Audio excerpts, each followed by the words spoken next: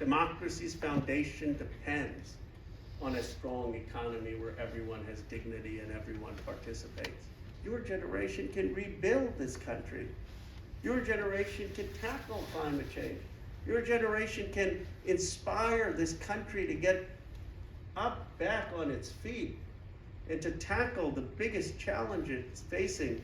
See, economic patriotism is a moonshot to rebuild America. We need a real vision for how we're going to bring new manufacturing back across this country, how we're going to have a moonshot in economic revitalization and new industries and new jobs. The first part of it is to have government work with the private sector and labor and colleges to actually finance industry. This is not theoretical, this is what we did with the CHIPS Act. I helped write it with Senator Schumer, and we've put $20 billion of investment that Intel is putting in Ohio. That's 8,000 jobs for my carpenters to build those Intel factories. And it was conditions on those companies and those grants saying, you don't use $1 of that money for stock buybacks. You don't use $1 of that money for CEO bonuses. The third part of economic patriotism is a sense that the workers need to get a prevailing wage. If you're bagging groceries,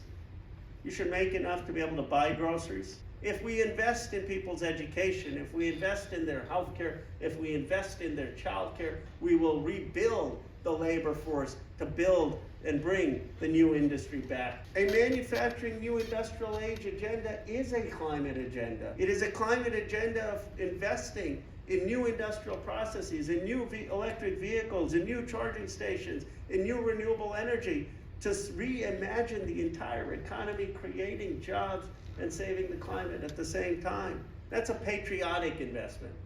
That's a pro-jobs investment. Help create a sustainable working and middle class. And as we do that, as you do that, I believe that's how we stitch this country back together, all Americans working together to help build this vision for our nation.